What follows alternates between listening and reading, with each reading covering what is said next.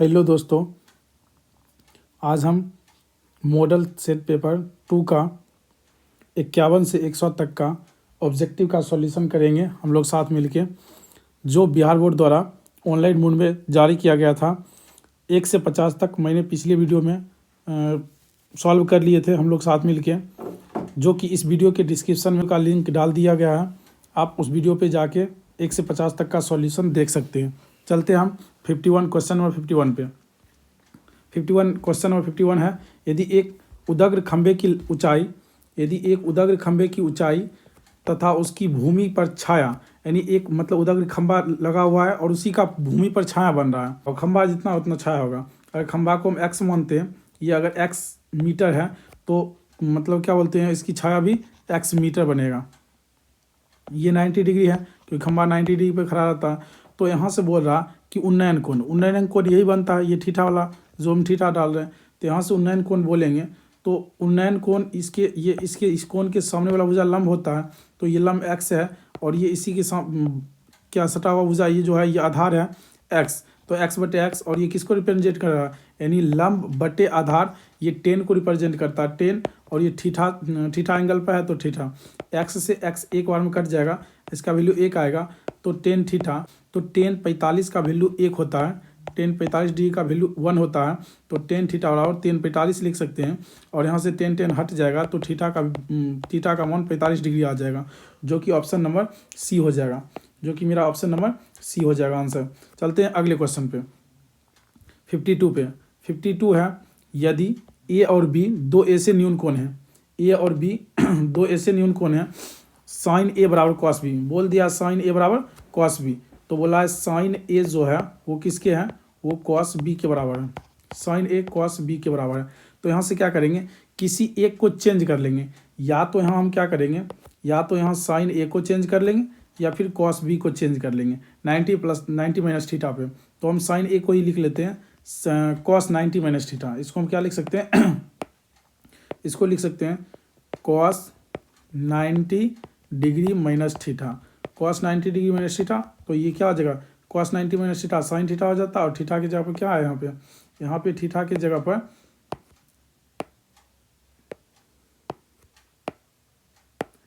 जगह पर ए है, तो यहाँ पर ए लिख लेंगे। उसके बाद यहाँ कॉस बी है तो ये कॉस बी रहेगा, और यहाँ से कॉस हट जाएगा, तो यहाँ से बोल सकते हैं 9 minus 90 degree minus A is equal to B. तो ए को उधर ले जाएंगे, इस ए को उधर ले जाएंगे बराबर के उस पार, तो हो जाएगा ए प्लस बी और इधर 90 डिग्री। तो यहाँ से ए प्लस बी का वैल्यू क्या आ गया 90 डिग्री, जो कि ऑप्शन नंबर सी सही हो जाएगा। चलते हैं अगले क्वेश्चन पे। अगला क्वेश्चन है 53 क्वेश्चन में बोला गया बिंदुओं 4 एक कोऑर्डिनेट, दो कोऑर्डिनेट दिया हुआ, एक कोऑर्डिनेट है 4-1, दूसरा कोऑर्डिनेट है 4-1, दूसरा कोऑर्डिनेट है 2-3 के बीच की दूरी पूछ रहा, तो डिस्टेंस फार्मूला लगा देंगे। तो यहाँ से डिस्टेंस फार्मूला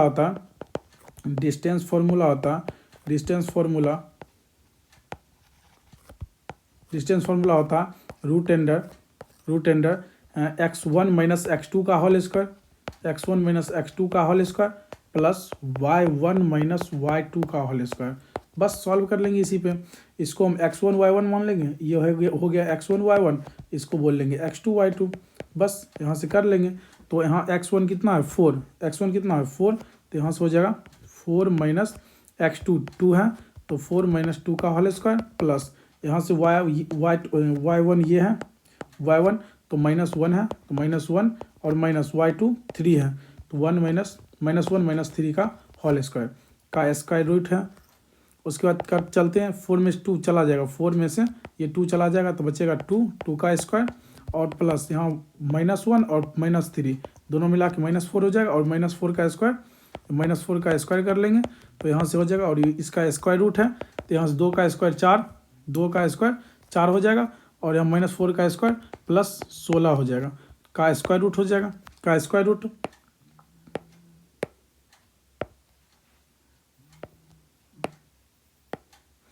बस 16 4 कितना हो गया 20, 16 4 20 हो जाएगा, 16 4 20 हो जाएगा, और 20 का अंडर रूट कर लेंगे, तो यहाँ से निकालेंगे 20 को तोड़ेंगे, तो 20 को लिख सकते 2 दूनी 4 और 5 20, तो यहाँ से हो जाएगा ये 2, और यहाँ रूट 5 अंदर भी रह जाएगा, तो आंसर आ जाएगा 2√5, जो कि ऑप्शन नंबर आपका डी हो जाएगा। चलते हैं अगले क्वेश्चन पर। अगला क्वेश्चन है आपका ये बेलन वाला से बोला है, दो बेलनों की त्रिज्याओं का अनुपात दे दिया। अगर इसका त्रिज्या बोल लेते ये R1 है, इसका त्रिज्या बोल लेते ये R2 है, तो इसका अनुपात दिया हुआ है। तो यहाँ से बोल सकते हैं R1 रेशियो जो R2 दिया हुआ वो मेरा दिया हुआ R1 रेशियो R2 1:2। यहाँ से क्या करेंगे, तो यहाँ से बोल सकते हैं R1 मेरा हो गया R1 2x, यहाँ से अगर x बोलेंगे तो R1 x हो जाएगा और R2 हो जाएगा मेरा 2x। तो और ऊंचाई दिया हुआ, ऊंचाई का अनुपात यानी हाइट का अनुपात दे दिया। अगर ये मान लेंगे ये h1 है और ये h2 है तो हाइट का अनुपात दे दिया। तो अगर इसको रेशियो हटाएंगे तो h1 हो जाएगा मेरा, अगर ये 5:3 है, 5:3 है तो 5x हो जाएगा h1 और h2 मेरा हो जाएगा 3x हो जाएगा। तो बोल रहा है कि उनके आयतनों का अनुपात, इसका वॉल्यूम निकालेंगे, इसको मान लेते हैं वॉल्यूम 1 और इसको मान लेंगे वॉल्यूम 2। तो वॉल्यूम 1 रेशियो वॉल्यूम 2 निकालेंगे, वॉल्यूम 1 रेशियो वॉल्यूम 2 हो जाएगा, वॉल्यूम 2 हो जाएगा। तो यहाँ से कर लेंगे, तो वॉल्यूम पहला का वॉल्यूम हो जाएगा πr²h, तो पाई R1 का स्क्वायर h1 और हो जाएगा पाई R2 का स्क्वायर इंटू h2 बस यहाँ से कर लेंगे, पाई से पाई कट जाएगा, यहाँ से पाई से पाई चला जाएगा। R1 कितना है x, तो एक्स स्क्वायर इंटू h की जगह पर क्या है, h की जगह पर 5h है, s स्क्वायर इंटू 5h, 5 इसको x नहीं इसको y मान लेंगे, यहाँ पे एक को x मान लेते इसको y मान लेंगे यहाँ पे। तो यहाँ से ये हो जाएगा y आपका 5y, यहाँ से हो जाएगा 5y 3y। तो यहाँ से कर लेंगे, तो यहाँ 5y लिख लेंगे, यहाँ से 5y लिख लेंगे, ये 5y रेशियो यहाँ पर R2 है 2x, तो 2x का 2x का स्क्वायर इंटू 3y। बस इसको रेशियो सॉल्व करेंगे तो इसको लिख सकते हैं x स्क्वायर 5y, यहाँ से क्या होगा, यहाँ से करेंगे ये x स्क्वायर 5y ही रहेगा, x स्क्वायर 5y रहेगा और यहाँ से क्या हो जाएगा रेशियो 2 दूनी 4x स्क्वायर इंटू 3y।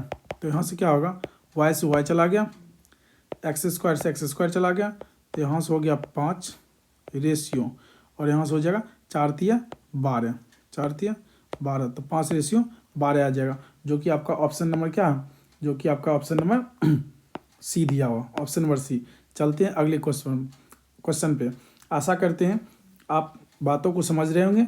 अगर मेरे साथ बने रहिएगा तो आपको अच्छे ढंग से अच्छी चीज़ सिखाएंगे। चलते हैं क्वेश्चन नंबर 55 पे। क्वेश्चन नंबर 55 है, यदि ए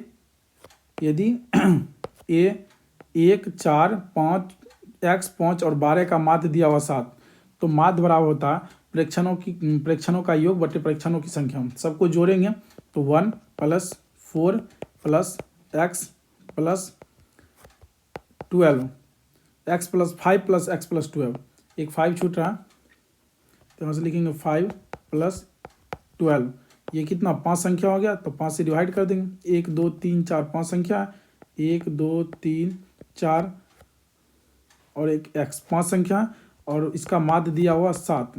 तो यहाँ से करेंगे तो ये जोड़ लेंगे, 4 1 5 5 5 10 और 10 12 10 22, तो 22 + x 22 + x बटे 5 बराबर 7।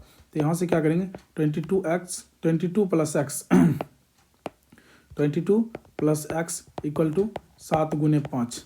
यहाँ से क्या करेंगे 22 + x = 35। तो यहाँ से क्या करेंगे, यहाँ से x = हो जाएगा 35 और -22 घटाएंगे तो 5 में से 2 जगह 3 और 3 में से 2 जगह 1, यानी x का वैल्यू क्या आ जाएगा 13, जो कि आपका ऑप्शन नंबर सी सही हो जाएगा। चलते हैं अगले क्वेश्चन पर। आशा करते हैं आपको समझ में आ रही होगी। अगला क्वेश्चन है 56। यहाँ दिया हुआ 56 में दिया हुआ tan 30 sin 30 cot 60 और cosec 30 का वैल्यू रखेंगे और सबको मल्टीप्लाई कर देंगे। तो tan 30 का वैल्यू होता है 1/3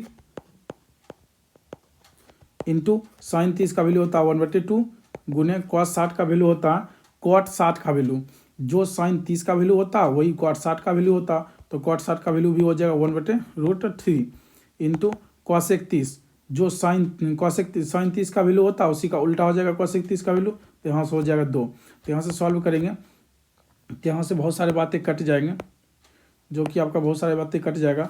यहाँ से बोलेंगे 2 से 2 चला गया गुना में, तो ऊपर में 1 गुने 1 1 हो जाएगा, और नीचे में √3 को √3 से गुना करेंगे तो √3 का स्क्वायर हो जाएगा, जिसको हम लिख सकते हैं 1/√3 का स्क्वायर को 3 बोलते हैं। तो 1/3 ऑप्शन आ जाएगा, जो कि आपका option number 1/3 option number B सही हो जाएगा। चलते हैं अगले क्वेश्चन पर। अगला क्वेश्चन है क्वेश्चन नंबर 57। एक घन का संपूर्ण पृष्ठीय क्षेत्रफल दिया हुआ। एक घन का संपूर्ण पृष्ठीय क्षेत्रफल, घन का संपूर्ण पृष्ठीय क्षेत्रफल होता घन का टोटल सरफेस एरिया, इसी को बोलते हैं संपूर्ण पृष्ठीय क्षेत्रफल। ये होता 6 गुने भुजा स्क्वायर, 6 गुने भुजा स्क्वायर। तो यहाँ से कर लेंगे, तो टोटल सरफेस एरिया दे दिया 216, तो यहाँ से लिख लेंगे 216 इसके नीचे, और 6 गुने भुजा स्क्वायर, 6 गुने भुजा स्क्वायर। तो यहाँ से 6 से डिवाइड हो जाएगा, यानी 216, और 6 इधर मल्टीपल में है, इधर आके डिवाइड में हो जाएगा, और इधर बचेगा भुजा का स्क्वायर। भुजा की जगह पर ए मान लेते हैं तो ए का स्क्वायर हो जाएगा। भुजा को अगर हम ए मान लेते हैं तो ए का स्क्वायर हो जाएगा। तो यहाँ से 6 से काट लेंगे, 6 3 18, और यहाँ 3 बचेगा, 6 6 के 36, यानी ए स्क्वायर बराबर कितना आ गया 36। तो ए बराबर कितना हो जाएगा √36, वैल्यू कितना आ जाएगा 6, ए का वैल्यू कितना आ जाएगा 6, ए का वैल्यू 6 आ जाएगा, और 6 सेंटीमीटर। और ये ऑप्शन नंबर आपका हो जाएगा, ये 6 सेंटीमीटर आ गया, जो कि ये 6 सेंटीमीटर आ गया, 6 सेंटीमीटर। लेकिन इसका करा आयतन निकालने के लिए, तो वॉल्यूम निकालने के लिए, तो वॉल्यूम क्या आ जाएगा, v बराबर क्या होता है, इसका हो जाएगा v बराबर a क्यूब, भुजा का क्यूब। भुजा क्यूब मतलब भुजा को a मानते हैं तो a का क्यूब हो जाएगा। a का क्यूब मतलब a गुने a, यानी 6 गुने 6 गुने 6, 6 6 के 36, 6 का 216। तो इसका आंसर आ जाएगा 216, जो कि आपका ऑप्शन नंबर डी हो जाएगा, जो कि आपका ऑप्शन नंबर क्या हो जाएगा डी हो जाएगा, डी नंबर ऑप्शन। चलते हैं अगले क्वेश्चन पे। अगला क्वेश्चन है निम्नलिखित में से कौन सा द्विघात समीकरण नहीं है। देखिए, द्विघात समीकरण होने के लिए सब द्विघात समीकरण नहीं है। द्विघात समीकरण कौन कौन नहीं हो सकता, जिसका घात ऋणात्मक होगा, मतलब जिसका घात ऋणात्मक होगा द्विघात समीकरण नहीं होगा। जिसका पावर 2 कम से कम 2 से अधिक होगा वो भी द्विघात समीकरण नहीं होगा। जिसका पावर फ्रैक्शन में होगा वो भी द्विघात समीकरण नहीं होगा। और जिसका पावर दशमलव या बटा में भी होगा वो भी द्विघात समीकरण नहीं होगा। तो चलते पहला वाला देखते हैं। पहला वाला में अगर इसको सॉल्व करेंगे हम, तो यहाँ से क्या लिखा हुआ, पहला लिखा हुआ 5x + 2x² बराबर x² + 3। तो यहाँ से क्या करेंगे, अगर x² को इधर लाते हैं तो 2x² में से ये स्क्वायर को इधर लाएंगे तो 2x² में से x² घट जाएगा, तो बचेगा x²। और ये 5x पहले से इधर है, और ये 3 को इधर ले आएंगे तो -3 बराबर 0। ये तो द्विघात समीकरण बना रहा, ये तो पहला द्विघात समीकरण है, तो ये तो आंसर होगा ना। दूसरा चलते हैं, ये तो द्विघात समीकरण है, ये आंसर होगा ना। दूसरा चलते, दूसरा को देखते हैं। दूसरा को सॉल्व करेंगे ना, तो x³ है। दूसरा को अगर हम सॉल्व करेंगे तो इसको सॉल्व करेंगे तो इसको क्या लिख सकते हैं, ये पहले से है x³, यहाँ से पहले से दिया हुआ x³ - x² बराबर ये a - b का होल क्यूब दिया है तो होता है a³, तो x³ + b³ तो a का क्यूब हो जाएगा, प्लस -3a² भी होता है, -3a² - b³ होता है। तो यहाँ से -b³ होता है, तो यहाँ से -b³ लिखेंगे, उसका लिखेंगे -3ab² - 3ab²। a की जगह पर x² है, 3ab², और b की जगह पर 1 है, 1 का स्क्वायर 1 ही हो जाएगा। उसके बाद a का स्क्वायर 1 ही हो जाएगा, प्लस 3ab², 3a² भी 3ab² -3a² भी x² भी हो जाएगा, और 3ab², 3ab² यानी 3a 1 का स्क्वायर गुने 1 का स्क्वायर। तो यहाँ से हम करेंगे तो ये हो जाएगा x³ 1 का स्क्वायर 1 का क्यूब -q हो जाएगा, -3x²। तो ये -3x² है, यहाँ पर 3x × 1 करेंगे तो 3x ही हो जाएगा। तो यहाँ से क्या करेंगे, ये देखिए इधर x³ और -x², ये दोनों तरफ प्लस वाला x³ कट चला जाएगा, x² को उधर ले जाएंगे, प्लस x² में होगा तो इधर आ जाएगा -1, और ये x² उधर जाएगा तो -3x² में से x² घट जाएगा तो -2x² हो जाएगा, और +3x हो जाएगा, इधर 0 लिख लेंगे। ये भी अधिकतम घात 2 है, इसका मतलब ये भी द्विघात समीकरण में है, तो दूसरा ऑप्शन भी मेरा नहीं होगा, दूसरा ऑप्शन नहीं होगा। चलते हैं अब तीसरा को चेक कर लेते हैं। x² + 3 का स्क्वायर करेंगे तो 9 होगा, और +3 दूनी 6x हो जाएगा, 3 दूनी 6x हो जाएगा। इधर करेंगे तो ये हो जाएगा 3, और ये x² है, गुना कर देंगे 3 से तो 3x², और 3 को 5 से करेंगे तो -3 × 5 = 15। ये भी द्विघात समीकरण होगा, क्योंकि इसको उधर ले जाएंगे तो 3x² में से 1 x² घट जाएगा तो 2x² बचेगा, और ये 6x को उधर ले जाएंगे तो -6x, और 9 को उधर ले जाएंगे तो 15 में से 9 कटेगा तो जुट जाएगा 9, 15 9 कितना हो जाएगा, 9 5 14 -24 हो जाएगा। ये भी द्विघात समीकरण बना लिया है तो ये भी हो जाएगा। और जो मेरा लास्ट बचा वाला 4, तो 4 नहीं होगा, यही ऑप्शन में मेरा सही हो जाएगा। चलते हैं अगले क्वेश्चन पर। नंबर 59 कहता समान ऊंचाई वाले दो बेलनों के आयतनों का अनुपात 9:16 है 16 है। बोल दिया समान ऊंचाई का दो बेलन है, समान ऊंचाई का दो बेलन है, इनकी आयतनों का अनुपात दे दिया, इसके आयतनों का अनुपात दे दिया। ये V1 हो गया और ये V2 मान लेते हैं, तो ये V1 अनुपात V2 दे दिया, यानी V1 रेशियो V2 दे दिया 9:16। तो कह रहा तो उनके पृष्ठीय क्षेत्रफलों का अनुपात क्या होगा। तो आयतन क्या होता है, अगर इसका आयतन ये है तो इसको हम बटा में लिख सकते हैं ना, इसको ऐसे लिख लेते हैं, इसको इस तरीके से लिख लेते हैं, इस V को हम कर लेते हैं बटा में, इसको हम लिख सकते हैं इस तरीके से V1/V2 और 9/16 अनुपात में हो गया। अनुपात में यहाँ से क्या करेंगे, कुछ नहीं करना, आसान है क्वेश्चन, बिल्कुल आसान। यहाँ से क्या करेंगे, V1 का क्या लेंगे, आयतन क्या होता है, बेलन का आयतन होता है πr²h, पाई r1 मान लेंगे तो r1 का स्क्वायर h, क्योंकि समान ऊंचाई है इसका भी h होगा और ये भी h होगा हाइट इसका, तो πr²h πr1²h इधर भी हो जाएगा πr2²h। तो यहाँ से कट क्या क्या कर जाएगा, तो आप यहाँ से देखिए h से h तक जाएगा, देखिए समान ऊंचाई है, पाई से पाई कट गया, तो r1 का यहाँ से क्या करेंगे, इसको बटा में लिखना था, सॉरी इसको बटा में लिखना था, इसको इधर लिखना था, यहाँ कर लेते हैं,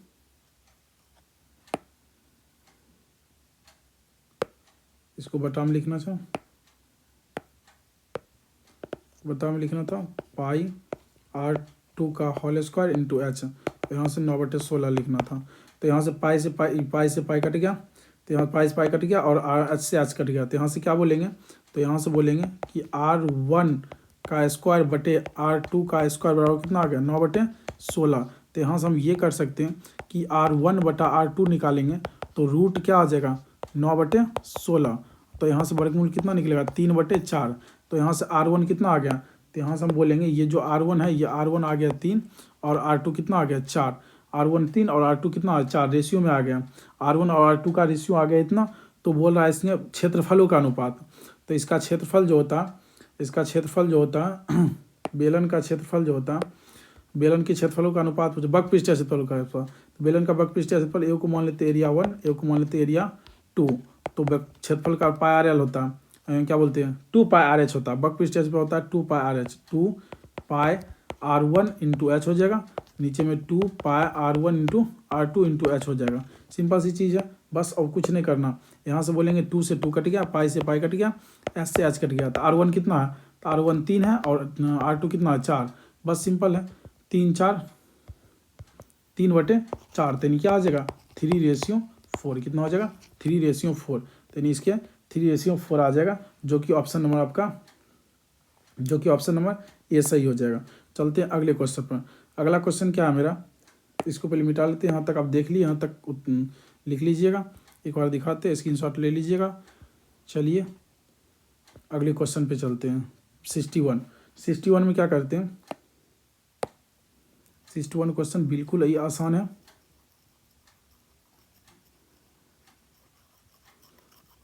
क्वेश्चन चलते हैं और 60 क्वेश्चन नंबर 60 है। कहता है यदि एक कोऑर्डिनेट पी का कोऑर्डिनेट दे दिया, पी का कोऑर्डिनेट जो दिया वो दिया हुआ 5 6 और ए का कोऑर्डिनेट 6 5 और बी का कोऑर्डिनेट 4 y है, में शामिल होने वाले रेखाखंड ए बी का मध्य बिंदु y का मान क्या, y बराबर है किसके, यानी y का ये क्या है, यदि बिंदु P इतना और इतना में शामिल होने वाले रेखाखंड का मध्य बिंदु है, यानी जो P जो है ना, P ये वाला मध्य बिंदु है ए बी रेखाखंड का। तो यहाँ से हम अगर ए बी रेखाखंड खींचते हैं, ये मेरा अगर ए बी रेखाखंड है, ये है ए, इस पॉइंट को हम बी मानते हैं, ये आपका 4 हुआ है। और यहाँ से क्या बोला कि इसका जो मध्य बिंदु है मध्य बिंदु वो वाला जो मध्य बिंदु है ना, उसका कोऑर्डिनेट आपको दिया हुआ किसका, कितना, ये दिया हुआ 5 6 इसका मध्य बिंदु है। तो बोल रहा है y का कोऑर्डिनेट, तो सिर्फ हमको अगर y का कोऑर्डिनेट निकालना है तो कुछ नहीं करना, सिर्फ y पे जाइए, ये रहा y और यहाँ पे y को देख लीजिए। तो तो यहाँ से क्या बोल सकते हैं कि y जो होता है ना, ये 6 जो होगा ना, वो किसके बराबर होगा 5 + y/2। अब फॉर्मूला पढ़े होंगे, एक्स वाई का कोऑर्डिनेट निकालते हैं तो x1 + y1 और x1 + y1 बटे x1 + x2/2 करते हैं और y1 + y2/2 करते हैं, यानी एक्स वाई का कोऑर्डिनेट निकालते हैं। तो यहाँ से जब क्या बोलते हैं बीच क्या बोलते हैं ए बी रेखाखंड का मध्यबिंदु निकालना था, तो मध्यबिंदु के लिए लिखते हैं formula x1 + x2/2 y1 + y2/2। बस इसी पे हम क्या कर दिए, सिर्फ y के लिए y वाला उठा लिया और यहाँ से ये वाला भी y वाला उठा लिया, y के लिए y के साथ y वाला उठा लिए। बस यहाँ पर y वाला क्या था 6, इसके साथ 5 + y/2 लिख लिए। यहाँ से क्रॉस मल्टीपल करेंगे तो 6 को 2 से गुना करेंगे तो कितना हो जाएगा 12 बराबर हो जाएगा 5 + y, यानी y का वैल्यू कितना हो जाएगा 12 में से 5 घट जाएगा, क्योंकि 5 ये प्लस में इधर जाके माइनस में होगा, तो 12 में से 5 जाएगा 7, यानी y का वैल्यू कितना आ जाएगा 7, जो कि ऑप्शन नंबर आपका बी हो जाएगा। ऑप्शन नंबर बी हो जाएगा आंसर। चलते हैं अगले क्वेश्चन पर। अगला क्वेश्चन मेरा है, कहता है 2 लगातार संख्याओं का मौसा है। तो 2 लगातार संख्या, कोई भी संख्या ले लीजिए, जल्दी हम मान लीजिए 17 18 और इसका लगातार संख्या है, तो इसका मौसा निकालेंगे तो 17 में क्या करेंगे 18 में 17 से भाग देंगे, तो 17 एकम 17 हो जाएगा, तो यहाँ से कट के क्या आ जाएगा 1, और फिर 1 में 17 में 1 से भाग देंगे तो लगाएंगे कितना बार में 1 एकम 1 हो जाएगा, यहाँ से 7 लेंगे 1 7 7, यानी क्या हो जाएगा, तो यहाँ से क्या देखें कितना बार में कितना से कट गया लास्ट में, तो 1 से कट गया, तो इसका एचसीएफ क्या आ गया, तो बोलिए क्या एचसीएफ क्या आ गया 1। तो 2 लगातार संख्या, कोई भी 2 लगातार, जैसे हम ले लिए 6 7 और इसका निकाल लिए 6 से 7 में भाग कर दे दिए, तो 6 एकम 6, यहाँ से बच गया 1 और 1 से यहाँ ये वाला अंक यहाँ उतारते हैं, तो 1 छक्का 6, तो 6 बार में 6 हो गया। तो यहाँ से क्या बोलेंगे 2 लगातार संख्या, जो कोई भी 2 लगातार संख्या का एचसीएफ हमेशा क्या आएगा, एचसीएफ हमेशा 1 आएगा, तो ऑप्शन नंबर बी हो जाएगा। चलते हैं अगले क्वेश्चन पर। 2 क्रमिक सम संख्याओं का एचसीएफ क्या होगा, सम संख्या बोल रहा है, तो सम संख्या क्या होता है 0 2 4 6 8 10, ये सम संख्या है, तो सम संख्या लेते हैं, जैसे 2 और 4 ले लिए और इसका बोल रहा है एचसीएफ निकालने के लिए, तो निकाल लीजिए। कोई भी 2 संख्या सम संख्या ले लेते हैं, जैसे 2 4 ले या फिर 12 15 16 ले लिए, कोई भी संख्या ले लेते हैं, तो 2 4 का निकालेंगे तो 2 में 4 में 2 से भाग देंगे तो 2 दूनी 4, यानी एचसीएफ क्या आ जाएगा 2 आ जाएगा। 2 क्रमिक सम संख्याओं का एचसीएफ क्या हो जाएगा 2 आ जाएगा। फिर इसका निकालते हैं 12 और 16 का निकालेंगे, मतलब कोई भी 2 संख्या, तो 12 एकम 12 हो जाएगा, यहाँ से बचेगा 4, यहाँ से लगा देंगे 12, तो कितना 4 तिया 12 हो जाएगा, तो यहाँ से कितना हो जाएगा 4। तो 2 क्रमिक सम संख्याओं का एचसीएफ क्या होगा, तो यहाँ से क्या हो सकता है 2 हो सकता है और 2 का मल्टीपल हो सकता है, तो या तो 2 होगा या फिर 2 का मल्टीपल होगा, तो 2 यहाँ देखिए 4 आया तो 2 का मल्टीपल, तो यहाँ से मेरा क्या है 2 ही है, यानी सम संख्या ही आएगा, ना 0 भी नहीं हो सकता, ना 1 हो सकता, ना 3 हो सकता, विषम संख्या तो होगा नहीं, तो 2 हो जाएगा, ऑप्शन नंबर मेरा 2 हो जाएगा, अति option number C option C हो जाएगा आंसर 2। ठीक है, चलते हैं अगले क्वेश्चन। 2 या 2 से अधिक अभाज्य संख्याओं का मौसा क्या होगा, तो अभाज्य संख्या किसको बोलते हैं, अभाज्य संख्या उसको बोलते हैं, अभाज्य संख्या होता है जिसमें एक और स्वयं के अलावा किसी और संख्या से भाग नहीं लगता है। जैसे हम मान लिए 2 में क्या लग रहा है, या तो बोलेंगे 1 से डिवाइड कर सकते हैं या फिर इसमें 2 से ही डिवाइड कर सकते हैं। इसके बाद अगर मान लीजिए 3, इसमें या तो 1 ही से डिवाइड कर सकते हैं या फिर 3 से ही डिवाइड कर सकते हैं। लेकिन अगर हम ले लिए 4, तो इसमें क्या होता है 1 से भी डिवाइड कर लिए, 2 से भी डिवाइड कर लिए और 4 से भी डिवाइड कर लिए, तो इसका मतलब ये मेरा अभाज्य संख्या नहीं है। अभाज्य संख्या 2 है, 3 है, इसके बाद क्या आएगा 7 होगा, इसके बाद 11 होगा, 13 होगा, 17 होगा, 19 होगा, 23 होगा, ये मेरा अभाज्य संख्या हो जाएगा। यानी अभाज्य संख्या उसको बोलते हैं जिसमें या तो 1 से डिवाइड कर सकते हैं या फिर वो खुद संख्या यानी स्वयं वो खुद संख्या से डिवाइड हो सकता, तो उसी को बोलते हैं अभाज्य संख्या। कहता 2 या 2 से अधिक अभाज्य संख्याओं का मौसा हमेशा, आप याद रखिए 2 अभाज्य संख्या ले लीजिए, उसका मौसा निकालिएगा तो हमेशा 1 ही आएगा। कोई भी 2 अभाज्य संख्या चुन कर लीजिए, इसका मौसा निकाल लीजिए। जैसे 7 और 11 ले लेते हैं, 7 11 में 7 से भागते हैं, 7 एकम 7 4 बचेगा, फिर यहाँ 7 उतारेंगे, 4 एकम 4, यहाँ से 3 बचेगा, फिर 4 उतारेंगे तो 3 एकम 3, फिर 1 बचेगा, 1 से डिवाइड करेंगे तो एचसीएफ हमेशा 1 ही आएगा, ये कट जाएगा 3 बार में, तो एचसीएफ क्या देख रहे हैं हमेशा 1 ही आएगा। तो यहाँ से याद रखिए कि 2 लगातार अभाज्य संख्या मतलब 2 या 2 से अधिक अभाज्य संख्याओं का मौसा क्या आ जाएगा 1 ही होगा। ठीक है, चलते हैं अगला क्वेश्चन। अगला क्वेश्चन है कहता 2 लगातार विषम संख्याओं का मौसा क्या होगा। विषम संख्या 1 3 5 7 9 11 ये सब क्या होता है डैश विषम संख्या। कोई भी संख्या लीजिए, जैसे हम ले लीजिए 5 और 7 उठा लिए, तो 5 में 7 से डिवाइड कर दिए तो क्या आ जाएगा 5 एकम 5, यहाँ से 2 बचेगा, फिर लगाएंगे तो 5 2 दूनी 4, 2 दूनी 4 हो जाएगा, यहाँ से 1 बचेगा, फिर लगाएंगे तो 2 बार में 1 दूनी 2, तो यहाँ से क्या हुआ आप क्या देखें कि 2 लगातार विषम संख्याओं का मौसा क्या हो जाएगा हमेशा क्या होगा 1 होगा। क्या होगा 1 होगा, आप याद रखिएगा। अगला क्वेश्चन, क्वेश्चन नंबर 65। दो सअभाज्य संख्याओं का एचसीएफ क्या होगा? तो दो सअभाज्य संख्या किसको बोलते हैं? मतलब वैसी दो संख्या जिसका एचसीएफ एक होता है, जिसका एचसीएफ एक होता है उसी को बोलते हैं सअभाज्य संख्या। और जानते हैं दो सअभाज्य संख्याओं का एचसीएफ क्या हो जाएगा? हमेशा एक ही होगा। दो सअभाज्य संख्याओं का एचसीएफ हमेशा एक होता है। परिभाषा ही होता है कि सअभाज्य संख्या उसको बोलते हैं जिन दो संख्याओं का मौसो एक होता है। तो इसका मतलब आंसर क्या हो जाएगा? एक। चलते हैं अगले क्वेश्चन पर। यदि ए और बी अभाज्य संख्या है तब उसका एलसीएम क्या होगा? अभाज्य संख्या है तो एलसीएम का कोई फैक्टर ही नहीं, क्योंकि अभाज्य संख्या का कोई फैक्टर ही नहीं होता। जैसे अभाज्य संख्या 2, 2 के बाद 3, उसके बाद 5, 7, 9, 9 नहीं होगा, 11, 13, 17, 19।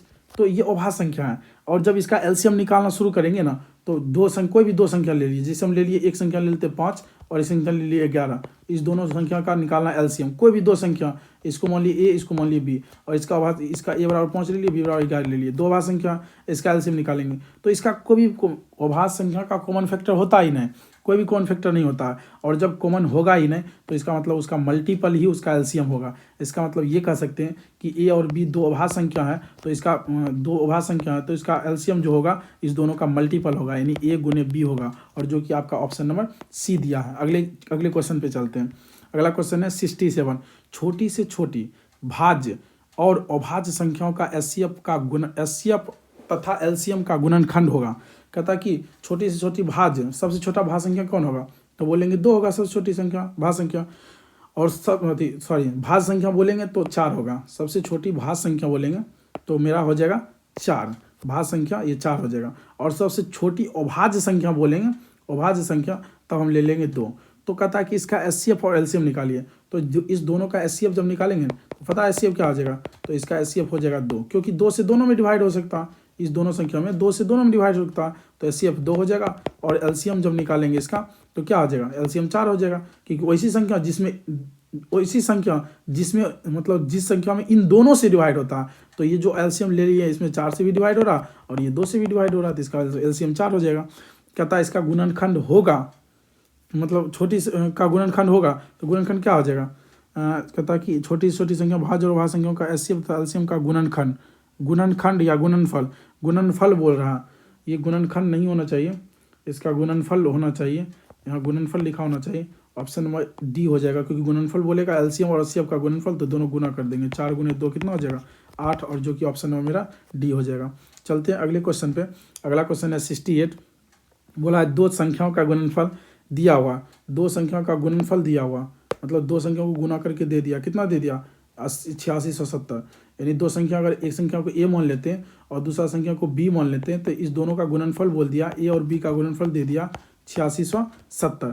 तो बोल रहा एक का मौसौ दे दिया, उसका मौसौ 17 दे दिया, मौसौ 17 दे दिया तो लौसौ क्या होगा? तो एक आप फॉर्मूला पढ़े होंगे, याद रखिएगा। जब दो संख्या होता है, दो संख्या हम क्या मान लिए? ए गुने बी, तो ए गुने बी बराबर हो जाएगा एचसीएफ गुने एलसीएम। क्या हो जाएगा? एचसीएफ गुने एलसीएम। तो बस यहाँ से कर लीजिए, क्योंकि यहाँ दोनों संख्याओं का गुणनफल दे दिया, तो दोनों संख्याओं का गुणनफल 8670, यानी ए और बी का गुणनफल दे दिया, यहाँ से एचसीएफ दे दिया 17, तो एलसीएम को निकालना, बस गुने एलसीएम कर दीजिए। तो ये 17 इधर इसके साथ मल्टीपल में इधर आके डिवाइड होगा, यानी 86 70 में 17 से डिवाइड हो जाएगा और क्या आ जाएगा?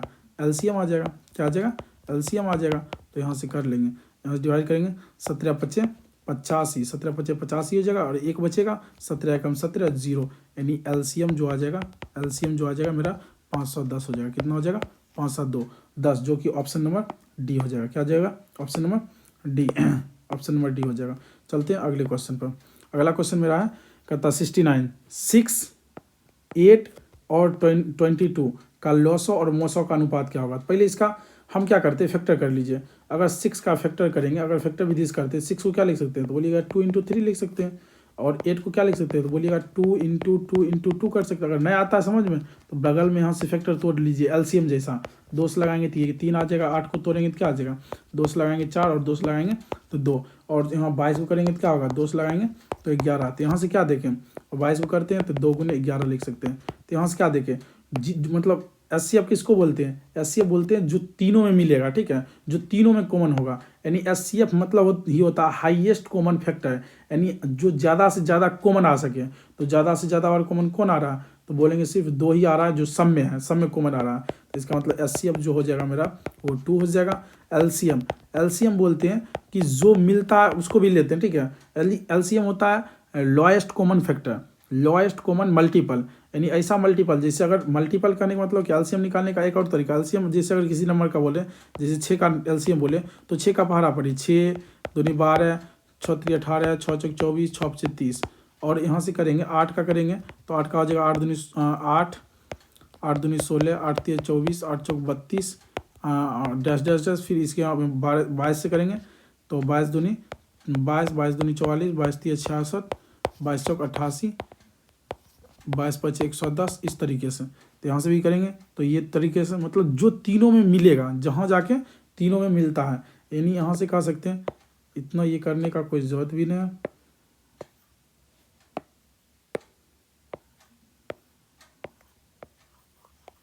आप यहाँ से इतना मत करिए, आप सीधे सी बस बच्चे की तरह यहाँ से क्या करिए, इसमें LCM में होता है क्या, LCM में जो मिल रहा है, नहीं दो पर अधिकतम पावर क्या बनेगा, तो यहाँ से बोलिए 2 पर अधिकतम 3 बनेगा, तो यहाँ तो 2 गुने 11, तो 2 पर अधिकतम पावर ले लीजिए, अधिकतम पावर 3 हो गया।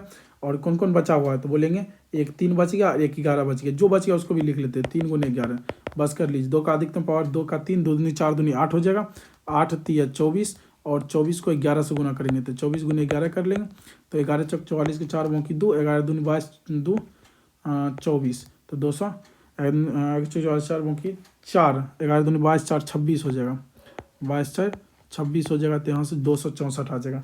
तो बोल रहा है LCM, और ये LCM कितना आ जाएगा, बोलेंगे LCM आ जाएगा 264। दोनों का क्या बोलते, दोनों का रेशियो पूछा, दोनों का रेशियो पूछा, तो यहाँ से कर लीजिए, यानी HCF कितना है, तो बोलेंगे HCF जो है वो मेरा है 2। HCF लॉसा और मौसा, पहले लॉसा बोला है तो पहले लॉसा को लिखेंगे,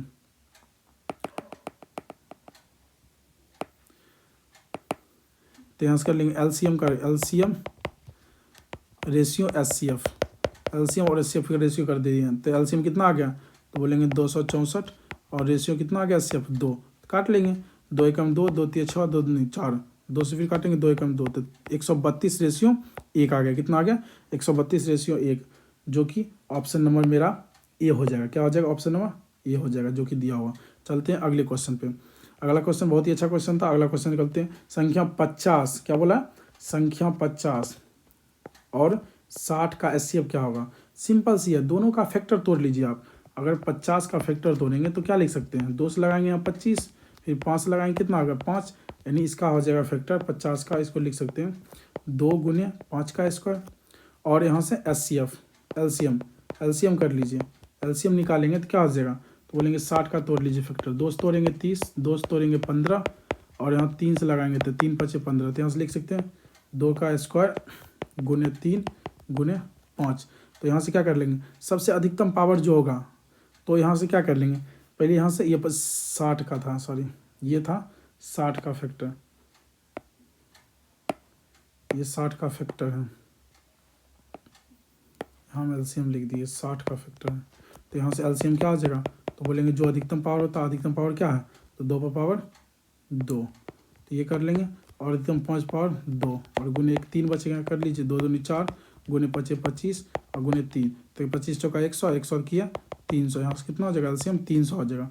और LCM और HCF का गुणनफल पूछ रहा है, तो HCF क्या हो जाएगा, तो HCF बोलेंगे जो दोनों में कॉमन आएगा, तो कॉमन क्या आ रहा है दोनों में, तो बोलेंगे 2 ही है जो दोनों में कॉमन आ रहा है, तो ये 2, और यहाँ पर 2 पावर 2 है, तो मतलब 1 2 आ जाएगा, ठीक है। तो यहाँ से क्या हो जाएगा 1 2 हो जाएगा, तो यहाँ से क्या हो जाएगा 2 HCF हो जाएगा। तो यहाँ LCM गुने HCF बोल रहा है, इस दोनों को गुना कर लेंगे, दोनों को मल्टीपल कर लेंगे, तो 300 दूनी कितना हो जाएगा, तो बोलेंगे 600 हो जाएगा। क्या हो जाएगा 600, 300 गुने 600,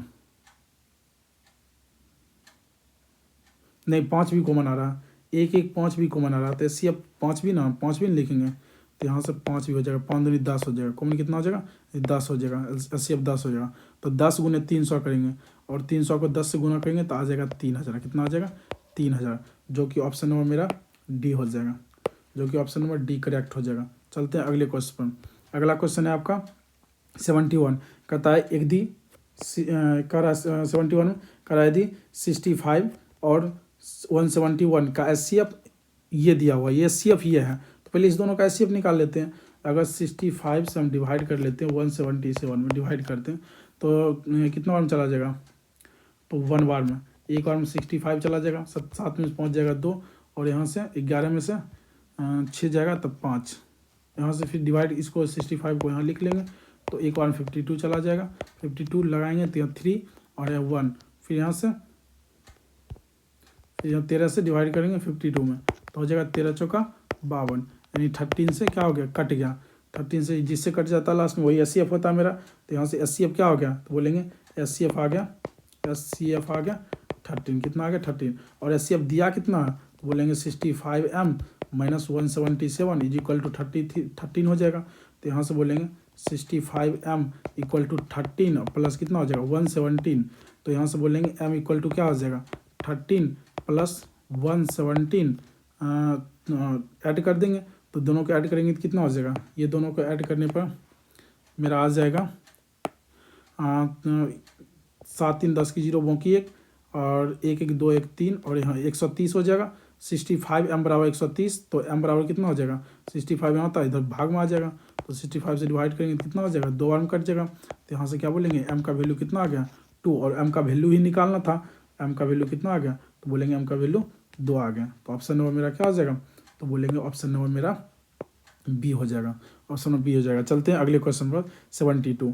यदि एचसीएफ दिया हुआ है, एचसीएफ बोल रहा है इस दोनों का एचसीएफ 8 है, ये बोल दिया एचसीएफ 8 है और कहता है कि एलसीएम इसका निकालने के लिए, तो सिंपल है एचसीएफ दिया है तो इसका एलसीएम निकाल लीजिए। तो एलसीएम निकालने के लिए हम यहाँ से फार्मूला भी लगा सकते हैं, क्योंकि हम जानते हैं अगर दो संख्या है ए गुने बी, ए गुने बी दो, ए बी दो संख्या है तो ए गुने बी बराबर होता है एचसीएफ गुने एलसीएम, एचसीएफ गुने एलसीएम, तो यहाँ से आसान से निकल जाएगा।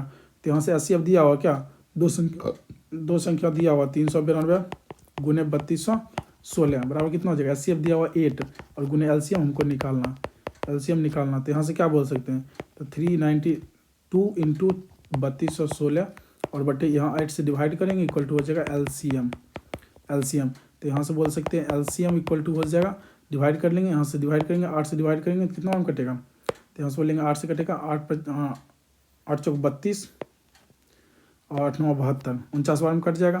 तो यहाँ से एलसीएम जो हो जाएगा 49 से गुना कर लेंगे, 8 चौक 32 और 7 8 9 72, तो यहाँ से आ जाएगा 3216 और गुने कितना 49 से मल्टीपल कर लेंगे, तो 49 से मल्टीपल करेंगे 9 छक 54, लास्ट में यूनिट डिजिट। देखो यहाँ से गुना करने का एक आसान तरीका हम बताते हैं आपको, 9 लास्ट का यूनिट डिजिट है, यहाँ का 6 का यूनिट डिजिट है, तो 9 को 6 से गुना करेंगे तो लास्ट में 4 आएगा, 9 छक 54 आएगा, 54 का यूनिट डिजिट 4 है, तो जो 4 ऑप्शन होगा, एक ही ऑप्शन है जो यूनिट डिजिट 4 है, तो ऑप्शन नंबर ए हो जाएगा आपका। चलते हैं अगले क्वेश्चन पे। यदि x तथा 45 का लॉस 90 है, यानी एलसीएम दिया है 90, ठीक है, यहाँ से क्या बोला कि एलसीएम दे दिया 90, किसका x और 45 का एलसीएम 90 दे दिया और एचसीएफ दे दिया 5, एचसीएफ कितना दे दिया 5। तो हमसे पूछ रहा है कि x का मान क्या होगा, क्योंकि जानते दो संख्या x और 45 है, तो x और 45 का गुणनफल जो होगा वो क्या होगा, उसके लॉसो यानी लॉसो 90 है और उसके मौसो यानी 5 है, गुणनफल के बराबर होगा। तो यहाँ से x का वैल्यू निकालेंगे तो 90 गुने 5 और बटे कितना हो जाएगा 45, 5 से कितना 45 दूनी 90, 2 बार में कट जाएगा, तो यहाँ से क्या हो जाएगा 2 और 5 का गुणनफल क्या हो जाएगा, तो बोलेंगे 10, यानी x का वैल्यू कितना हो जाएगा 10 हो जाएगा, जो कि ऑप्शन नंबर सी हो जाएगा, जो कि ऑप्शन नंबर मेरा सी हो जाएगा, ऑप्शन नंबर सी हो जाएगा। चलते हैं अगले क्वेश्चन पर 74। यदि एचसीएफ इतना, यदि एचसीएफ दे दिया, एचसीएफ इतना का एचसीएफ ये दिया हुआ 120, ये जो नंबर है 2520 और 600 का एचसीएफ 120 है और 2500 600 का एलसीएम ये दिया है, तो के और इतना इंटू के दिया, इसके एलसीएम जो है ना ये इतना इंटू के है, तो बोल रहा है दोनों का मतलब क्या बोलते हैं के का मान निकालने के लिए। तो एक फार्मूला जानते हैं, दो नंबर जब दिया हुआ है तो दोनों का गुणनफल यानी 2520 गुने 6600, इस दोनों का गुणनफल जो होता है वो होता है एलसीएम गुने एचसीएफ। आप जानते हैं दो संख्याओं का गुणनफल होता है एलसीएम गुने एचसीएफ, एलसीएम गुने एचसीएफ। तो यहाँ से क्या आ जाएगा, यहाँ से हो जाएगा एलसीएम गुने एचसीएफ, एलसीएम गुने एचसीएफ, तो यहाँ से कर लेंगे आराम से। तो ये क्या आ जाएगा, ये तो आपका 2520 गुने 6600, एलसीएम कितना दिया, तो एलसीएम बोलेंगे एलसीएम मेरा दिया हुआ 1252 और गुने के और गुने और ये 80 कितना दिया 120। बस के का वैल्यू निकालना, तो के को यहीं रहने देते हैं, इसको 252 और 120 को मल्टीपल में इधर आके डिवाइड में हो जाएगा बराबर किस पर, यानी 2520 और गुने 6600 बटे कितना हो जाएगा, तो बोलेंगे 252 और गुने 120, क्योंकि इधर लाख भेज दिए तो यहाँ से बोलेंगे कट जाएगा, क्या कट जाएगा, तो यहाँ से बोलेंगे 0 से ये 0 कट जाएगा, ये 0 से 0 कट जाएगा, तो बोलेंगे और यहाँ से कट रहा और 12 से ये कट जाएगा, 4 से कट जाएगा, 4 से काटते हैं, 4 तिया 12 और 4 से काटेंगे तो ये हो जाएगा 4 एकम 4 और 2 बचेगा, यहाँ से 2 बचेगा, तो 4 छक 24 और 4 पचे 20, ये कट गया 4 से, 3 से कट रहा, ये 3 से कट रहा, 3 से काट लेंगे तो 3 पचे 15 और 3 पचे 15 और 3 पचे 15 55 हो जाएगा। तो ये दोनों कट रहा 252 से 252 से ये एक 10 बार में कट जाएगा, 252 से 10 बार में कट रहा, यानी के का वैल्यू क्या हो जाएगा, तो 55 गुने 10, 55 को 10 से गुना करेंगे तो 550 हो जाएगा, जो कि ऑप्शन नंबर डी है। ऑप्शन नंबर क्या है, डी। अगले क्वेश्चन पे चलते हैं। क्वेश्चन नंबर 75 बोला है यदि दो संख्या दिया हुआ बोल दिया यदि दो संख्याओं का मौसा 25, दो संख्याओं का मौसा दे दिया 25, ये दो संख्या है, दो संख्याओं का मौसा 25 दे दिया और बोल दिया लौसा कितना है, तो लौसा 50 दे दिया। ठीक है, तो दोनों संख्याओं का गुणनफल क्या होगा, तो हम जानते हैं जो दो संख्या होता है ए और बी, दोनों संख्याओं का गुणनफल क्या होता है, तो बोलेंगे एलसीएम गुने एचसीएफ, यानी दोनों का गुणनफल ही तो होगा, दोनों का गुणनफल ही तो होगा, यानी 25 को कर दीजिए गुना 50 से, 25 को कर दीजिए गुना 50 से, तो यहाँ से क्या हो जाएगा, 25 को 50 से करेंगे तो 25 पच 125 हो जाएगा और 0 है तो 0, 1250, जो कि आपका ऑप्शन नंबर ए हो जाएगा। ऑप्शन नंबर क्या हो जाएगा, ए 1250। चलते हैं अगले क्वेश्चन 76 पे। कहता है यदि दो संख्याओं का मौसा 15 और लौसा 30 हो तो उसका गुणनफल क्या होगा। कहता है दो संख्याओं का मौसा 15 और लौसा 30 हो। यहाँ से एक बात पता चल रहा है, मौसा और लौसा का क्वेश्चन बहुत ही अधिक पूछा गया है इस सेट में, तो आसान है, क्वेश्चन भी आसान है, सॉल्यूशन भी बनाना आसान है। इसका सिंपल है, फॉर्मूला आप याद रखिए कि दो संख्या होता है यानी ए गुने बी, दोनों का गुणनफल जो होता है वो क्या होता, तो बोलेंगे एचसीएफ गुने एलसीएम या एलसीएम गुने एचसीएफ बोल सकते हैं। ठीक है, तो यहाँ से कुछ ना है, हमको दोनों संख्याओं का गुणनफल पूछ रहा है, कहता है तो संख्याओं का गुणनफल क्या होगा, तो सिंपल है, तो एलसीएम को और एचसीएफ को गुना कर लीजिए, यानी 15 गुना क्या कर लेंगे 30, तो 15 तो कितना हो जाएगा 45, तो यहाँ से 450 आपका आ जाएगा 450, जो कि ऑप्शन नंबर आपका क्या आ जाएगा, ऑप्शन नंबर ए हो जाएगा। चलते हैं अगले क्वेश्चन पर, और अगला क्वेश्चन आपका यहाँ पे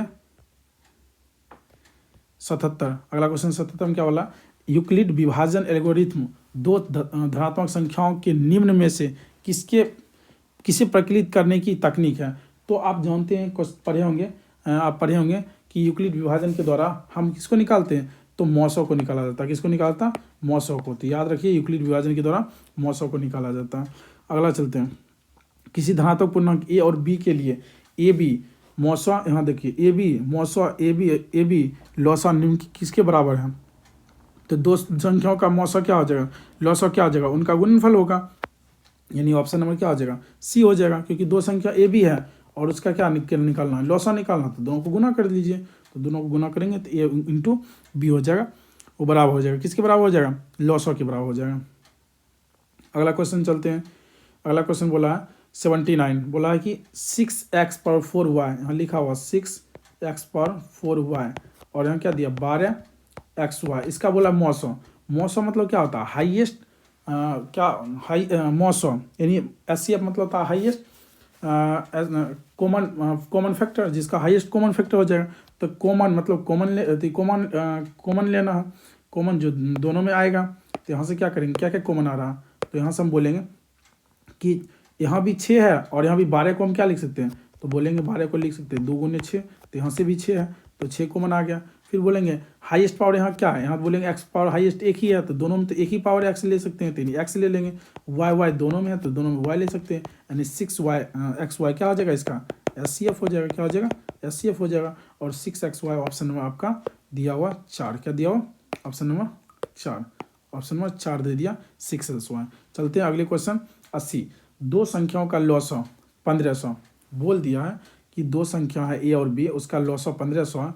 कहता है इनमें से कौन इसका मौसा नहीं हो सकता, ऑप्शन नंबर डी हो जाएगा, क्योंकि इसका इसमें से कोई इसका मौसो नहीं हो सकता, क्योंकि मौसो वो संख्या होती है जो इसका फैक्टर करने पर जो इसको डिवाइड कर सकती है। तो कोई सी छोटी संख्या है ही नहीं जो इसको डिवाइड कर सकता।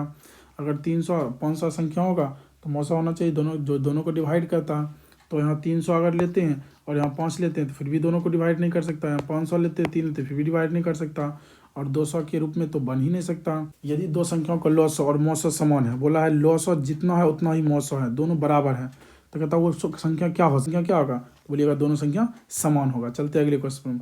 यदि दो संख्याओं का गुणनफल 1200 और मौसो 15 हो तो लॉसो होगा।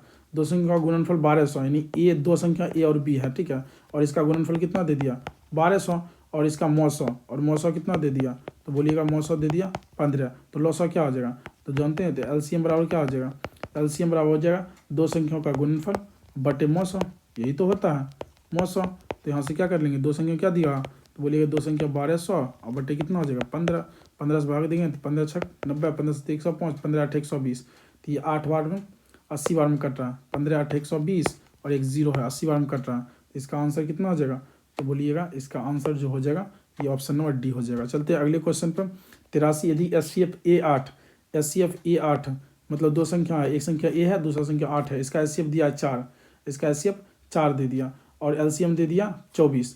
अब जानते हैं दोनों संख्याओं का गुणनफल जो होता है क्या होता है, बोलिएगा एचसीएफ और गुने एलसीएम होता है, एचसीएफ गुने एलसीएम होता है। तो एचसीएफ क्या दिया है, तो बोलिएगा 4, एलसीएम क्या दिया है, तो बोलिएगा 24, और दोनों संख्या क्या है ए गुने 8, तो यहाँ से ए बराबर क्या आ जाएगा, तो बोलेंगे 4 गुने 24 बटे क्या आ जाएगा 8, और 8 से यहाँ पे डिवाइड कर लेंगे तो 8 से कट जाएगा, 8 24, तो 4 को 3 से गुना करेंगे, 4 कितना हो जाएगा 12, ए का वैल्यू कितना हो जाएगा, तो बोलेंगे 12, ए का वैल्यू कितना आ जाएगा 12, जो कि ऑप्शन नंबर सी हो जाएगा।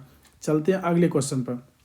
अगला क्वेश्चन मेरा 84 दिया हुआ, एक क्वेश्चन बोला कि एलसीएम दो संख्या दिया हुआ 91 और 26, उसका एलसीएम 182 और दो संख्या 51 और 26, इसका एचसीएफ पूछ रहा है, यानी एचसीएफ निकालने के लिए पूछ रहा है। तो एलसीएम दिया है तो एचसीएफ निकाल सकते हैं। यहाँ से ये वाला फॉर्मूला लगा लीजिए, दो संख्या क्या है 91 गुने 26, इस दोनों का संख्याओं का गुणनफल क्या होता है एलसीएम गुने एचसीएफ, और एलसीएम हमको चाहिए एचसीएफ चाहिए तो एलसीएम से भाग दे दीजिए, एचसीएफ चाहिए तो एलसीएम से भाग दे दीजिए, एलसीएम कितना है 182 से भाग देते हैं, तो 91 1 दूनी 2 9 दूनी 18, यहाँ से क्या बोलेंगे, यहाँ से बोलेंगे क्योंकि ये 91 का डबल है तो आर्म कट गया, और 2 से इसको काट लेंगे, 2 एकम 2 2 3 6, तो यानी एचसीएफ कितना आ जाएगा, तो बोलेंगे एचसीएफ जो आ जाएगा वो आ जाएगा 13, कितना आ जाएगा 13, जो कि ऑप्शन नंबर सी हो जाएगा। चलते हैं अगले क्वेश्चन 85 पे। बोला है क्वेश्चन क्या, एक्स पावर 6 और वाई का क्यू और क्या है एक्स स्क्वायर वाई का पावर 5, इसका लॉसो क्या होगा, तो लॉसो क्या बोले हैं, लॉसो बोले हैं जो क्या जो दोनों को इस दोनों से डिवाइड हो सके उसको बोलते हैं लॉसो। तो हाईएस्ट पावर लीजिए, इसमें क्या होता है हाईएस्ट पावर लेना पड़ता है, तो y और एक्स पावर 6 और एक्स पावर 2 में क्या होगा हाईएस्ट पावर क्या है, तो बोलिएगा हाईएस्ट पावर है एक्स पावर 6, और y पावर 3 और पावर 5 में हाईएस्ट पावर क्या है, तो बोलेंगे y पावर 5, तो जो हाईएस्ट पावर होगा वही इसका एलसीएम होगा, तो हाईएस्ट पावर क्या आ जाएगा, तो यहाँ से बोलेंगे एक्स पावर 6 से यहाँ से कर लेंगे तो ये हो जाएगा एक्स पावर 6, और यहाँ वाई पावर क्या आ जाएगा वाई पावर 5 हाईएस्ट, तो X power 6 Y power 5, option number क्या आ जाएगा ये डी, ऑप्शन नंबर क्या हो जाएगा डी। चलते हैं अगले क्वेश्चन पर। अगला क्वेश्चन मेरा है, बोला निम्न में से कौन अभाज्य संख्या, तो अभाज्य संख्या बताएं, अभी आपको कितना बार बोले हैं कि वैसी संख्या जिसके सिर्फ 2 अपवर्तक होते हैं, या फिर ऐसे बोल सकते हैं वैसी संख्या जिसमें या तो 1 से डिवाइड होते हैं या फिर उसी संख्या यानी स्वयं संख्या से डिवाइड होते हैं, उसको बोलते हैं अभाज्य संख्या। तो यहाँ पे 8 तो अभाज्य संख्या नहीं है, 8 नहीं है, 9 भी नहीं है, 15 भी नहीं है, तो आपका ऑप्शन नंबर क्या आ जाएगा 11। 11 में या तो 1 से डिवाइड हो रहा या फिर 11 से ही डिवाइड हो रहा है, इसका 2 ही फैक्टर है, तो ये मेरा क्या जगह ऑप्शन नंबर सी हो जाएगा। चलते हैं अगले क्वेश्चन पर, और अगला क्वेश्चन है 87 मेरा, निम्नलिखित में से कौन अभाज्य संख्या है, इसमें भी अभाज्य संख्या कौन है, तो आप बोलिएगा देखिए 15 का बहुत सारा फैक्टर होता है, क्योंकि किससे बहुत सारे संख्या से डिवाइड हो रहा, 1 से डिवाइड हो रहा, 1 से डिवाइड हो रहा, 3 से डिवाइड हो रहा, 5 से डिवाइड हो रहा और 15 से डिवाइड हो रहा, बहुत सारा क्वेश्चन से डिवाइड हो रहा, बहुत सारी चीज़ों से डिवाइड हो रहा, तो ये तो मेरा अभाज्य संख्या होगा नहीं, तो मेरा अभाज्य संख्या कौन सा हो जाएगा, तो इसमें बोलेंगे मेरा जो अभाज्य संख्या होगा वो हो जाएगा डी। क्यों डी क्यों हो जाएगा, क्योंकि डी एक ऐसी संख्या 13 है, या तो फिर एक ही से डिवाइड हो रहा या फिर 23 से ही डिवाइड हो रहा, और कोई भी नंबर से डिवाइड नहीं हो रहा, तो ऑप्शन नंबर मेरा हो जाएगा डी। चलते हैं अगले क्वेश्चन पे। और अगला क्वेश्चन मेरा है, निम्न में से कौन अभाज्य संख्या है। तो इसमें भी अभाज्य संख्या बहुत ही आसान क्वेश्चन है। अभाज्य संख्या बोला है तो 25 तो होगा नहीं, 16 तो होगा नहीं क्योंकि 1 से 4 से 2 से 8 से सबसे डिवाइड हो रहा, 15 भी नहीं होगा क्योंकि 1 से 3 से 5 से सबसे डिवाइड हो रहा। तो मेरा क्या है 21, क्योंकि ये या तो एक ही से डिवाइड हो रहा फिर या 21 से ही डिवाइड हो रहा, क्योंकि इसका दो ही फैक्टर है। चलते हैं अगले क्वेश्चन 89 पे।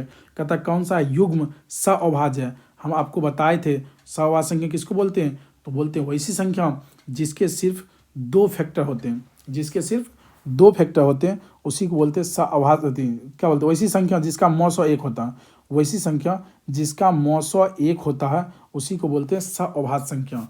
तो देखिए 15 और 20 का एचसीएफ निकालेंगे तो 5 से डिवाइड होगा, इसका एचसीएफ क्या आ जाएगा 5 आ जाएगा। ये तो मेरा क्या बोलते हैं सअभाज्य संख्या होगा नहीं।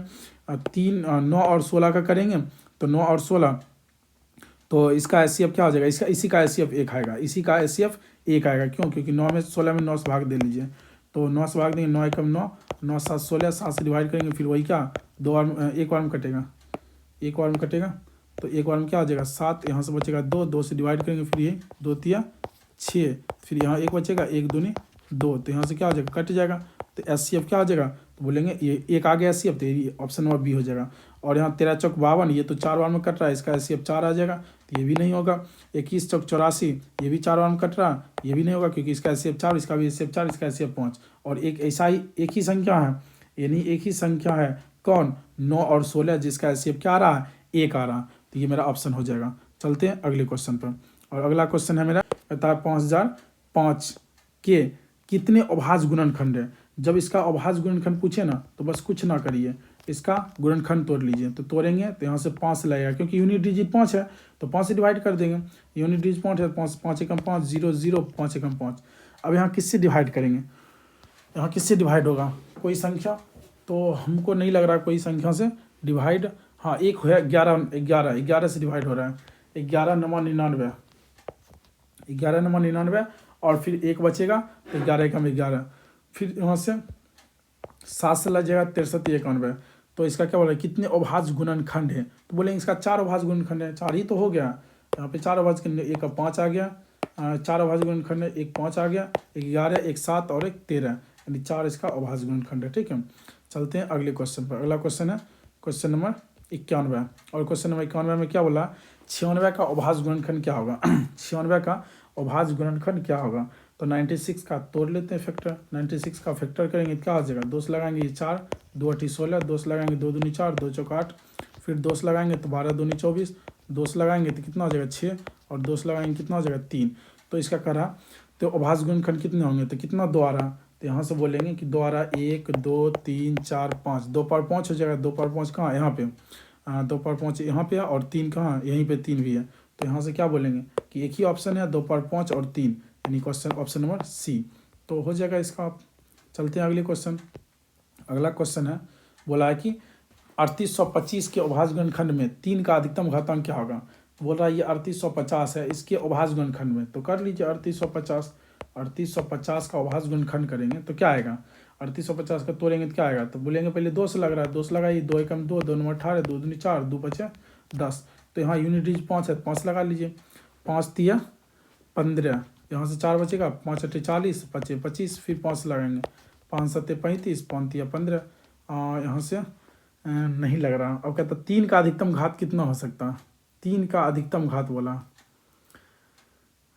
3825 में, अच्छा 3825 है, सॉरी हम ले लिए 3850 जो कि नहीं है, गड़बड़ ले रहे हैं, तो 3825 ले लीजिए, सिंपल सी चीज़ है। यहाँ से जगह 3825 ना, तो क्या कर लेते हैं 3825 ले लेते हैं, ये हो गया 3825 और इसका करना अभाज्य गुण फैक्टर करना, तो 2 3825 लिए 5 लगा लीजिए, 5 7 35 और 5 8 40, 5 25, 5 लगाएंगे, 5 एकम 5, 5 25, 5 एकम 5, 2 लगाएंगे 5 25, 5 7 35, फिर तो यहाँ से अब 3 से लग रहा, 3 से लग रहा है क्या, 3 तो 15 7, 5 1 6 7 6 13, 3 से तो लग ही नहीं रहा। 3 का अधिकतम घातांक बोल रहा, 3 का अधिकतम घातांक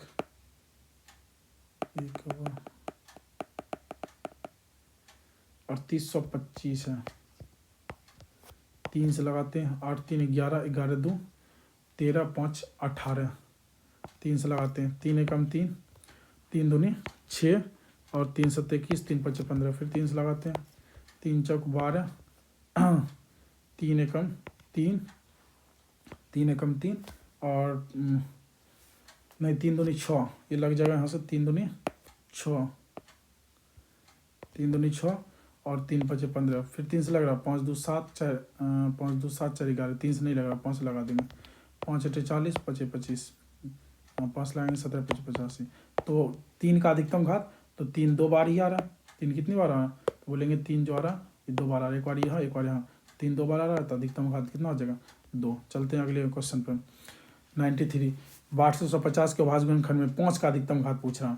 तो 5 का अधिकतम भाग पूछ रहा है, तो 5 से पहले डिवाइड कर दीजिए। 5 से कितनी बार डिवाइड हो रहा है, तो 5 से लगा दीजिए। 5 एकम 5, 5 दूनी 10, 5 25 0, 5 से लगाइए। 5 दूनी 10, 5 25 0, फिर 5 लगाइए। 5 25 0, फिर 5 लगाइए।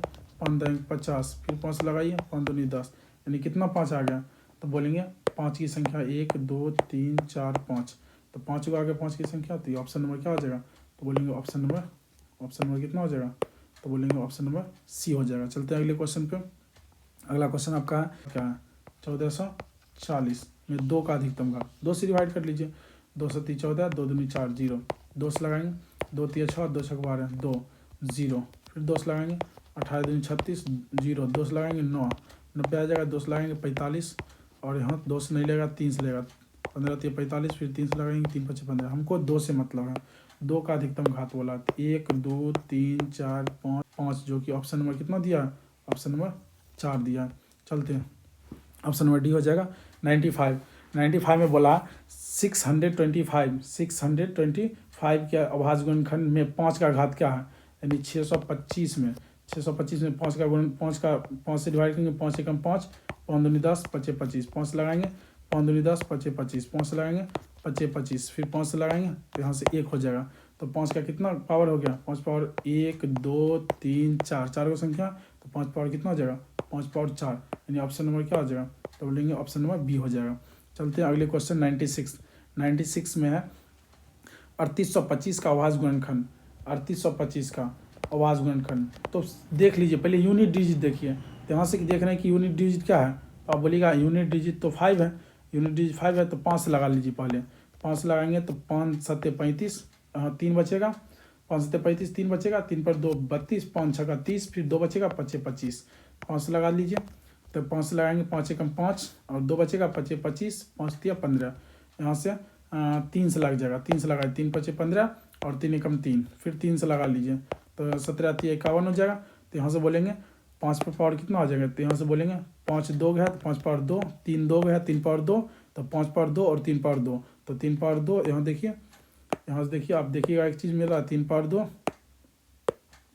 3 पावर 2, 5 पावर 2 और यहाँ 17 है, तो 3 पावर 2 5 पावर 2, तो यहाँ पे है। ऑप्शन नंबर बी नहीं होगा, ऑप्शन नंबर सी है। 3 पावर 2 और 5 पावर 2, ऑप्शन नंबर सी हो जाएगा। ऑप्शन नंबर सी हो जाएगा। तो चलते हैं अगले क्वेश्चन पर। अगला क्वेश्चन है 97 100 क्या बोला, 152 बोला 156 का अभाज्य गुणनखंड में 2 का घात क्या होगा। तो 2 से डिवाइड कर लीजिए। 2 7 14, 2 8 16, 2 से डिवाइड करते जाइए। 2 3 6, 2 9 18, तो 2 7 14, 2 8 16, फिर 2 3 6 और 2 9 18। अब 2 से डिवाइड होगा नहीं, तो 2 का अधिकतम पावर क्या हो जाएगा, तो बोलेंगे 2 ही तो बार फैक्टर आ रहा था, यानी अधिकतम पावर क्या हो जाएगा, तो 2 का अधिकतम पावर 2 हो जाएगा। क्या हो जाएगा, 2। 98 में क्या बोला है, 98 में बोला है 360 के अभाज्य गुणनखंड में सभी गुणनखंडों के घातों का योग क्या होगा। तो 360 का अभाज्य गुणनखंड करिए। 360 का अभाज्य गुणनखंड करिए, तो 360 का अभाज्य गुणनखंड करिए। 2 से लगाएंगे, क्योंकि क्या बोल रहा है, 2 का क्या बोलते हैं, सभी गुणनखंडों का घात क्या होगा, सभी गुणनखंडों के घातों का योगफल क्या होगा। तो कर लीजिए। 2 से लगाएंगे, तो 2 एकम 2, 2 8 16 0, 2 से लगाएंगे, 2 9 18, 2 से लगाएंगे क्या हो जाएगा 45, तो यहाँ 3 से लगाएंगे, 3 एकम 3, 3 5 15, यहाँ 3 से लगाएंगे, 3 5 15, ठीक है। तो यहाँ से क्या बोल सकते हैं, तो यहाँ से हम बोलेंगे कि यहाँ से जो क्या है, 2 का घात कितना है, तो 2 का घात 3 है और उसका फिर कितना, 3 का घात 2 है और गुने 5 है, इसका घात 1 है। तो घातों का योगफल बोला है, तो घातों को जोड़िए। तो यहाँ से कितना 3 2 और 1 कितना हो जाएगा 3 + 2 + 1 कितना हो जाएगा 3 2 5 1 6 कितना हो जाएगा 6। तो आंसर क्या हो जाएगा ऑप्शन नंबर सी। चलते हैं 99 और आपका 2 ही क्वेश्चन बचा है। हम आशा करते हैं कि आपको अच्छे ढंग से समझ में आ रहा है सभी क्वेश्चन को। अगर आपको कोई भी क्वेश्चन में समझ में नहीं आ रहा है तो आप उसको वीडियो को बार बार रिपीट करके देखिए। अगर फिर भी समझ में नहीं आ रहा है तो हमें कमेंट करके बताइए कि किस पार्ट में या किस क्वेश्चन में आपको प्रॉब्लम हो रहा है, और कमेंट करके बताइए तो हम अगले को वीडियो में उसको सॉल्व करने का प्रयास करेंगे, बताने का प्रयास करेंगे। और क्वेश्चन नंबर आ जाइए 99 पे। 140 का अभाज्य गुणनखंड क्या होगा? बोल दिया 140 का अभाज्य गुणनखंड क्या होगा, तो तोड़ लीजिए 140 को। तोड़ेंगे तो 2 से लगाएंगे 70, 2 से लगाएंगे तो 35, 35 दूनी 70, और 5 से लगाएंगे तो 5 7 35। तो क्या आ जाएगा? तो बोलेंगे यहाँ से आ गया क्या, तो आप बोलिएगा आ गया यहाँ से 2/2 यानी 2 है, 2/2 गुने 5 गुने 7, तो 2/2 गुने 5 गुने 7 ऑप्शन नंबर बी, जो कि ऑप्शन नंबर बी में ही है। ऑप्शन नंबर बी हो जाएगा। अगला क्वेश्चन है 100, ये आज की क्वेश्चन आज का लास्ट क्वेश्चन है। इस में ऑप्शन नंबर ए हो जाएगा आपका, क्या हो जाएगा ऑप्शन नंबर ए। आशा करते हैं कि आपको वीडियो सभी क्वेश्चन अच्छे ढंग से समझ में आ रहे होंगे। हम अगले मतलब नेक्स्ट वीडियो में पार्ट में क्या बोलते हैं, इसका पार्ट ये तो ख़त्म हो गया, अब आएगा मॉडल क्या है। अगर आपको कुछ भी कोई भी क्वेश्चन समझ में नहीं आ रहा है तो कमेंट करके ज़रूर बताएं कि इस क्वेश्चन में ये चीज़ होना चाहिए, या फिर थोड़ा सा मतलब क्या बोलते लगता होगा कि नहीं कहीं पर मिस्टेक हो गया, तो मिस्टेक होने के लिए माफ़ी चाहते हैं। मैं तो पूरा कोशिश करता हूँ करेक्शन करके आपको दूँ, करेक्शन करके दूँ। तो चलते हैं, मिलते हैं नेक्स्ट वीडियो में। बाय बाय, टाटा, मिलते हैं, धन्यवाद।